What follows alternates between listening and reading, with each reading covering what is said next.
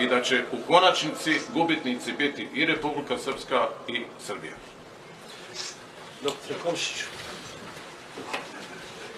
Ne treba mi postavljati pitanje nikako, ja nisam nepristojan, nikad ne gledam u telefon kad sam u ovim prilikama, i kad sjedim u društvu ja telefon ne pregledam nikad, a sad sam morao pregledati telefon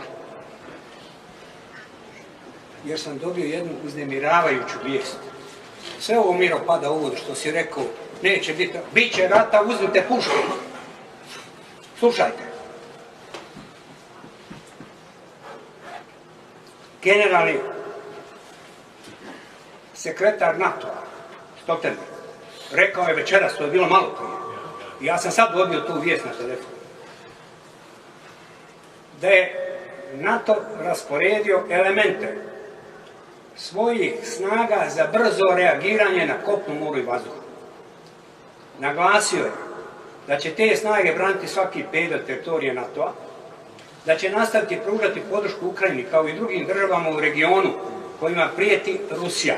Slušajte sad, uključujući Gruziju, Moldaviju i Bosnu i Hercegovinu. Dakle, nije slučajno Putin prije 2 dana kad je najavio ovo u Gruziji, nabrojio nas tamo da mi spadamo u zonu interesa Rusije. I koga on napada? Napada zemlje koje nisu u NATO. Moldavija, Gruzija nisu u NATO.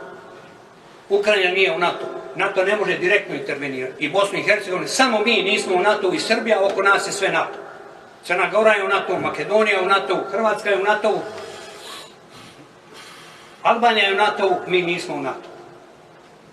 Dakle, potpuno je moguć gruzijski scenarij ovdje, da noćas snage iz Srbije pređu Drinu i zauzmu Republiku Srpsku i da je oni priznaju, a da Dodik može za 2 sata sazva svoju skupštinu i da proglasi nezavisnost, a ruske snage vazdušni desant, on može 50.000 vojnika noćas spustiti u našu državu.